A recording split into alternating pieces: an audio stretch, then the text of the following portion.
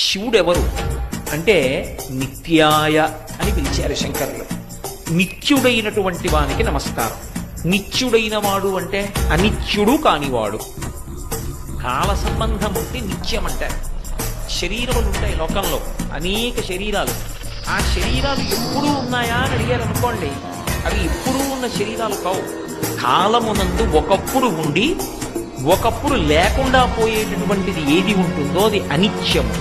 అనిత్యమైనటువంటి వస్తువు అన్ని వేళలా ఉంటుంది అని చెప్పడం సంభవం కాదు. ఈ లోకంలో ఒక లక్షణం ఉంటుంది, ఎవరైనా సరే కొంతకాలమే ఉంటారు. ఇది ఎక్కడి నుంచి ఎక్కడి వరకు ఉంటుందంటే దేవతల దగ్గర నుంచి కూడా ఉంటుంది. అందుకే దేవతలకి త్రిదశులు అని పేరు. అంటే వాళ్ళు పుట్టినప్పుడు 25 ఏళ్ల వయస్సుతో పుడతారు. వాళ్ళు ఉన్నంతకాలం 25 ఏళ్ల వయస్సుతోటే ఉంటారు. వాళ్ళ శరీరం పడిపోయినప్పుడు 25 ఏళ్ల వయస్సు ఉండగానే పడిపోతారు. బ్రహ్మగారు ఆయనకు ఓ కాలమానం ఉంటుంది. ఆయన మనకందరికీ కూడా ఓ సంవత్సరం అయితే ఆయనకి ఏదో కొద్ది కాలం ఉంటుంది. అటువంటి బ్రహ్మగారు కూడా కాలమునందు శరీరాన్ని విడిచిపెట్టేస్తారు. విడిచిపెట్టేస్తే బ్రహ్మస్థానంలోకి కొత్త బ్రహ్మ వస్తాడు. స్వామి హనుమ ఇప్పుడు కలియుగంలో గంధమాదన పర్వతం మీద ఉంటారు.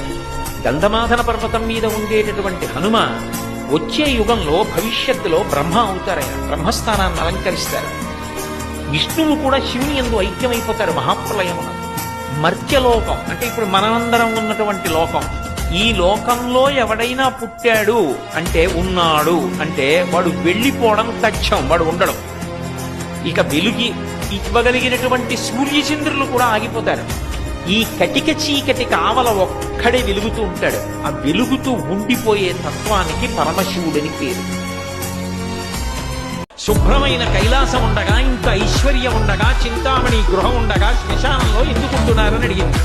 అడిగితే ఆయన చెప్పాడు, పార్వతి బతికున్న నాళ్ళు అన్ని చోట్లకి వెడతారు, ఏమీ తోచట్లేదు, శ్మశానానికి వెళ్ళొద్దామని ఎవరు రారు పార్వతి.